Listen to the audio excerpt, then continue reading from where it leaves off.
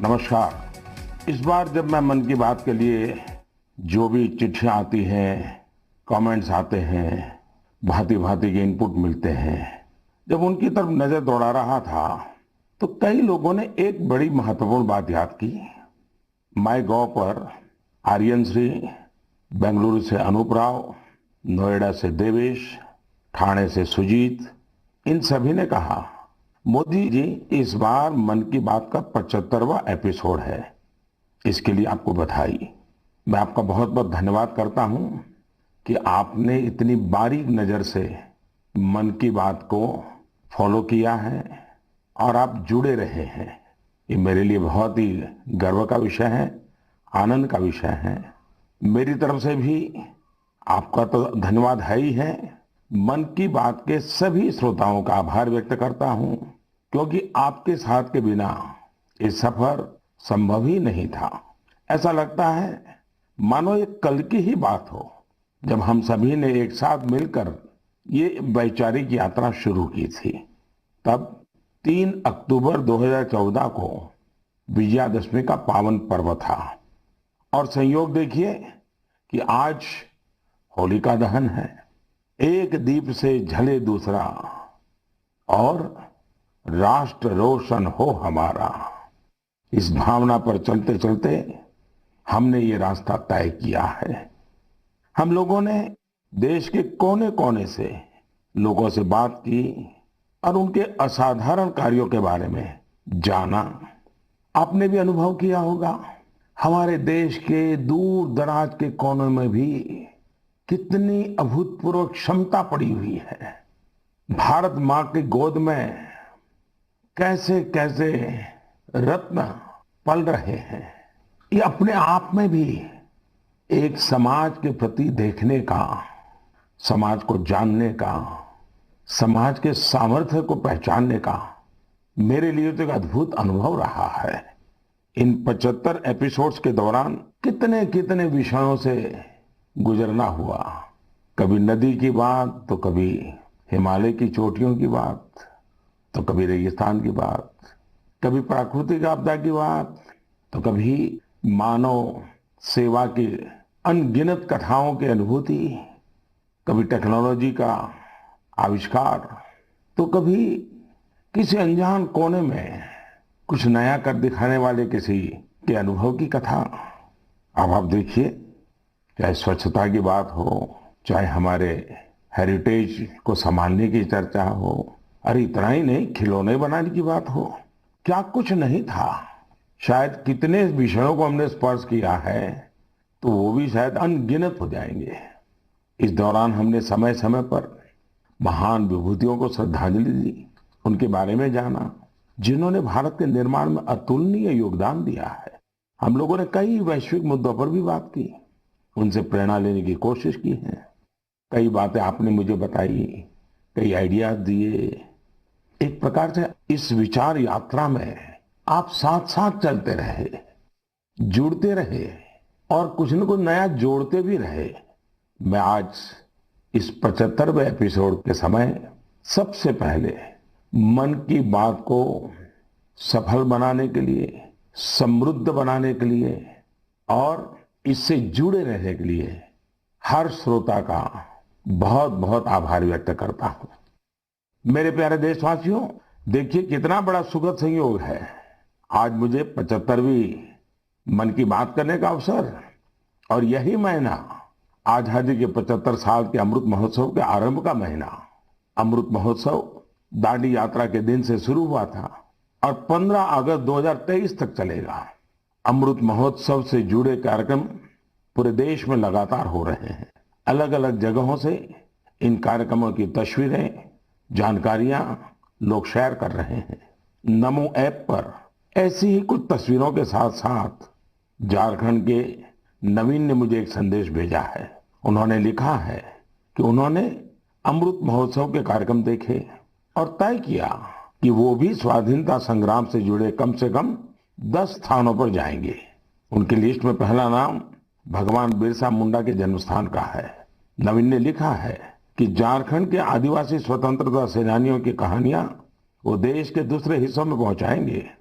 भाई नवीन, आपकी इस सोच के लिए मैं आपको बधाई देता हूं। साथियों, किसी स्वाधीनता सेनानी की संघर्ष गाथा हो, किसी स्थान का इतिहास हो, देश की कोई सांस्कृतिक कहानी हो, अमृत महोत्सव के दौरान आप उसे देश के सामने ला सकते हैं। देशवासियों को उसे जोड़ने का माध्यम बन सकते हैं। आप देखिएगा, देखते ही देखते अमृत महोत्सव ऐसे कितने ही प्रेरणादायी अमृत बिंदुओं से भर जाएगा और फिर ऐसी अमृत धारा बहेगी जो हमें भारत की आजादी के 100 वर्ष तक प्रेरणा देगी, देश को नई ऊंचाई पर ले जाएगी, कुछ न कुछ करने का जज्बा पैदा करेगी। आजादी की लड़ाई में हमारे सेनानियों ने कितने ही कष्ट इसलिए सहे क्योंकि वो देश के लिए त्याग और बलिदान को अपना कर्तव्य समझते थे। उनके त्याग और बलिदान की अमर गाथाएं अब हमें सतत कर्तव्य पथ के लिए प्रेरित करें। और जैसे गीता में भगवान कृष्ण ने कहा है, नियतम कुरु कर्म त्वम कर्म ज्यायो अकर्मणः, उसी भाव के साथ हम सब अपने नियत कर्तव्यों का पूरी निष्ठा से पालन करें। और आजादी का अमृत महोत्सव का मतलब यही है कि हम नए संकल्प करें, उन संकल्पों को सिद्ध करने के लिए जी जान से जुट जाएं। और संकल्प वो हो जो समाज की भलाई के हो, देश की भलाई के हो, भारत के उज्जवल भविष्य के लिए हो। और संकल्प वो हो जिसमें मेरा अपना स्वयं का कुछ न कुछ जिम्मा हो, मेरा अपना कर्तव्य जुड़ा हुआ हो। मुझे विश्वास है गीता को जीने का ये सुवर्ण अवसर हम लोगों के पास है। मेरे प्यारे देशवासियों, पिछले वर्ष ये मार्च का ही महीना था। देश ने पहली बार जनता कर्फ्यू शब्द सुना था। लेकिन इस महान देश की महान प्रजा की महाशक्ति का अनुभव देखिए। जनता कर्फ्यू पूरे विश्व के लिए एक अचरज बन गया था। अनुशासन का ये अभूतपूर्व उदाहरण था। आने वाली पीढ़ियां इस एक बात को लेकर के जरूर गर्व करेगी। उसी प्रकार से हमारे कोरोना वॉरियर्स के प्रति सम्मान, आदर, थाली बजाना, ताली बजाना, दिया जलाना, आपको अंदाज नहीं है कोरोना वॉरियर्स के दिल को कितना छू गया था वो। और वही तो कारण है जो पूरी साल भर वे बिना थके, बिना रुके डटे रहे, देश के एक एक नागरिक की जान बचाने के लिए जी जान से जूझते रहे। पिछले साल इस समय सवाल था कि कोरोना की वैक्सीन कब तक आएगी। साथियों, हम सबके लिए गर्व की बात है कि आज भारत दुनिया का सबसे बड़ा वैक्सीनेशन प्रोग्राम चला रहा है। वैक्सीनेशन प्रोग्राम के तस्वीरों के बारे में मुझे भुवनेश्वर के पुष्पा शुक्ला जी ने लिखा है। उनका कहना है कि घर के बड़े बुजुर्गों में वैक्सीन को लेकर जो उत्साह दिख रहा है उसकी चर्चा मैं मन की बात में करूं। साथियों, सही भी है। देश के कोने कोने से हम ऐसी खबरें सुन रहे हैं, ऐसी तस्वीरें देख रहे हैं जो हमारे दिल को छू जाती हैं। यूपी के जौनपुर में 109 वर्ष की बुजुर्ग मां राम दुलिया जी ने टीका लगवाया है। ऐसे ही दिल्ली में भी 107 साल के केवल कृष्ण जी ने वैक्सीन की डोज ली है। हैदराबाद में 100 साल के जय चौधरी जी ने वैक्सीन लगवाई। और सभी से अपील भी है कि वैक्सीन जरूर लगवाएं। मैं ट्विटर, फेसबुक पर भी ये देख रहा हूं कि कैसे लोग अपने घर के बुजुर्गों को वैक्सीन लगवाने के बाद उनकी फोटो अपलोड कर रहे हैं। केरल से एक युवा आनंदन नायर ने तो इसे एक नया शब्द दिया है, वैक्सीन सेवा। ऐसे ही संदेश दिल्ली से शिवानी, हिमाचल से हिमांशु और दूसरे कई युवाओं ने भी भेजे हैं। मैं आप सभी श्रोताओं के इन विचारों की सराहना करता हूं। इन सब के बीच कोरोना से लड़ाई का मंत्र भी जरूर याद रखिए, दवाई भी कड़ाई भी। और सिर्फ मुझे बोलना ऐसा नहीं, हमें जीना भी है, बोलना भी है, बताना भी है और लोगों को भी दवाई भी कड़ाई भी इसके लिए प्रतिबद्ध बनाते रहना है। मेरे प्यारे देशवासियों, मुझे आज इंदौर की रहने वाली सौम्या जी को धन्यवाद करना है। उन्होंने एक विषय के बारे में मेरा ध्यान आकर्षित किया है और इसका जिक्र मन की बात में करने के लिए कहा है। ये विषय है भारत की क्रिकेटर मिताली राज जी का नया रिकॉर्ड। मिताली जी हाल ही में अंतर्राष्ट्रीय क्रिकेट में 10,000 रन बनाने वाली पहली भारतीय महिला क्रिकेटर बनी है। उनकी इस उपलब्धि पर बहुत बहुत बधाई। वनडे इंटरनेशनल्स में 7,000 रन बनाने वाली भी वो अकेली अंतर्राष्ट्रीय महिला खिलाड़ी है। महिला क्रिकेट के क्षेत्र में उनका योगदान बहुत शानदार है।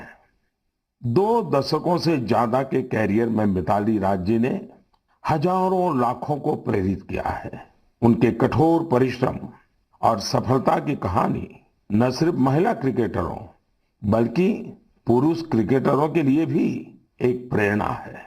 साथियों, ये दिलचस्प है, इसी मार्च महीने में जब हम महिला दिवस सेलिब्रेट कर रहे थे तब कई महिला खिलाड़ियों ने मेडल्स और रिकॉर्ड्स अपने नाम किए हैं।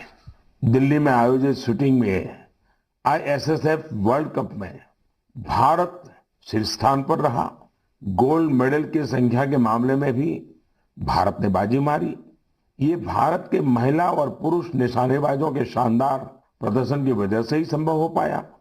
इस बीच पीवी सिंधु जी ने BWF Swiss open super 300 tournament में सिल्वर मेडल जीता है। आज एजुकेशन से लेकर एंटरप्रेन्योरशिप तक, आर्म फोर्सेस से लेकर साइंस एंड टेक्नोलॉजी तक हर जगह देश की बेटियां अपनी अलग पहचान बना रही हैं। मुझे विशेष खुशी इस बात से है कि बेटियां खेलों में अपना एक नया मुकाम बना रही हैं। प्रोफेशनल चॉइस के रूप में स्पोर्ट्स एक पसंद बनकर उभर रहा है। मेरे प्यारे देशवासियों, कुछ समय पहले हुई मैरीटाइम इंडिया समिट आपको याद है ना? इस समिट में मैंने क्या कहा था, क्या ये आपको याद है? स्वाभाविक है, इतने कार्यक्रम होते रहते हैं, इतनी बातें होती रहती हैं, हर बात कहाँ याद रहती है और उतना ध्यान भी कहाँ जाता है। स्वाभाविक है, लेकिन मुझे अच्छा लगा कि मेरे एक आग्रह को गुरु प्रसाद जी ने बहुत दिलचस्पी लेकर आगे बढ़ाया है। मैंने इस समिट में देश के लाइट हाउस कॉम्प्लेक्सेस के आसपास टूरिज्म फैसिलिटीज विकसित करने के बारे में बात की थी। गुरु प्रसाद जी ने तमिलनाडु के 2 लाइट हाउसों, चेन्नई लाइट हाउस और महाबलीपुरम लाइट हाउस की 2019 की अपनी यात्रा के अनुभवों को साझा किया है। उन्होंने बहुत ही रोचक फैक्ट शेयर किए हैं जो मन की बात सुनने वालों को भी हैरान करेंगे। जैसे चेन्नई लाइट हाउस दुनिया के उन चुनिंदा लाइट हाउस में से एक है जिनमें एलिवेटर मौजूद है। यही नहीं, भारत का यह इकलौता लाइट हाउस है जो शहर की सीमा के अंदर स्थित है। इसमें बिजली के लिए सोलर पैनल भी लगे हैं। गुरु प्रसाद जी ने लाइट हाउस के हेरिटेज म्यूजियम के बारे में भी बात की जो मरीन नेविगेशन के इतिहास को सामने लाता है। म्यूजियम में तेल से जलने वाली बड़ी बड़ी बत्तियां, कैरोसिन लाइट्स, पेट्रोलियम वेपर और पुराने समय में प्रयोग होने वाले बिजली के लैंप प्रदर्शित किए गए हैं। भारत के सबसे पुराने light house Mahabalipuram light house के बारे में भी गुरु प्रसाद जी ने विस्तार से लिखा है। उनका कहना है, इस लाइट हाउस के बगल में सैकड़ों वर्ष पहले पल्लव राजा महेंद्र वर्मन प्रथम द्वारा बनाया गया उल्कनेश्वरा टेम्पल है। साथियों, मन की बात के दौरान मैंने पर्यटन के विभिन्न पहलुओं पर अनेक बार बात की है, लेकिन ये लाइट हाउस टूरिज्म के लिहाज से यूनिक होते हैं। अपनी भव्य संरचनाओं के कारण लाइट हाउसेस हमेशा से लोगों के लिए आकर्षण के केंद्र रहे हैं। पर्यटन को बढ़ावा देने के लिए भारत में भी 71 लाइट हाउसेस आइडेंटिफाई किए गए हैं। इन सभी लाइट हाउस में उनकी क्षमताओं के मुताबिक museum, amphitheatre, open air theatre, cafeteria, children's park, eco friendly cottages और लैंडस्केपिंग तैयार किए जाएंगे।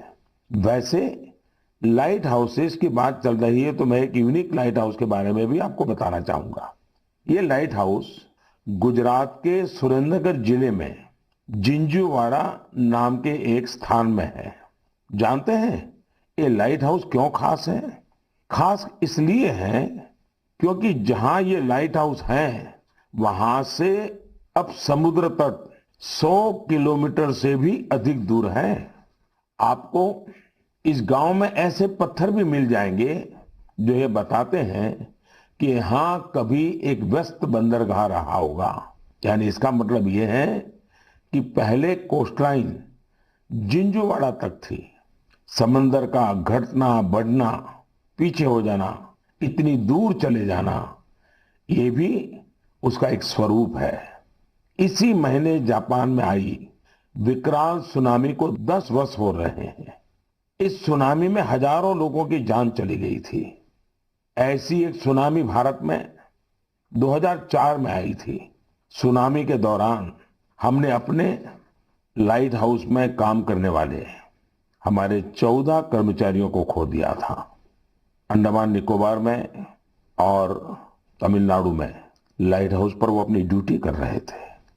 कड़ी मेहनत करने वाले हमारे इन लाइट कीपर्स को मैं आदरपूर्वक श्रद्धांजलि देता हूं और लाइट कीपर्स के काम की भूरी भूरी प्रशंसा करता हूं। प्रिय देशवासियों, जीवन के हर क्षेत्र में नयापन, आधुनिकता अनिवार्य होती है, वरना वही कभी कभी हमारे लिए बोझ बन जाती है। भारत के कृषि जगत में आधुनिकता ये समय की मांग है। बहुत देर हो चुकी है, हम बहुत समय गंवा चुके हैं। एग्रीकल्चर सेक्टर में रोजगार के नए अवसर पैदा करने के लिए, किसानों की आय बढ़ाने के लिए परंपरागत कृषि के साथ ही नए विकल्पों को, नए नए इनोवेशंस को अपनाना भी उतना ही जरूरी है। व्हाइट रिवॉल्यूशन के दौरान देश ने इसे अनुभव किया है। अब बी फार्मिंग भी ऐसा ही एक विकल्प बनकर के उभर रहा है। बी फार्मिंग देश में शहद क्रांति या स्वीट रिवॉल्यूशन का आधार बना रही है। बड़ी संख्या में किसान इससे जुड़ रहे हैं, इनोवेशन कर रहे हैं। जैसे कि पश्चिम बंगाल के दार्जिलिंग में एक गांव है गुरदुम। पहाड़ों की इतनी ऊंचाई, भौगोलिक दिक्कतें, लेकिन यहाँ के लोगों ने हनी बी फार्मिंग का काम शुरू किया और आज इस जगह पर बने शहद की, मधु की अच्छी मांग हो रही है। इससे किसानों की आमदनी भी बढ़ रही है। पश्चिम बंगाल के ही सुंदरबन इलाकों का प्राकृतिक ऑर्गेनिक हनी तो देश दुनिया में पसंद किया जाता है। ऐसा ही एक व्यक्तिगत अनुभव मुझे गुजरात का भी है। गुजरात के बनासकांठा में बस 2016 में एक आयोजन हुआ था। उस कार्यक्रम में मैंने लोगों से कहा कि यहाँ इतनी संभावनाएं हैं, क्यों न बनासकांठा और हमारे यहाँ के किसान स्वीट रिवॉल्यूशन का नया अध्याय लिखे। आपको जानकर खुशी होगी, इतने कम समय में बनासकांठा शहद उत्पादन का प्रमुख केंद्र बन गया है।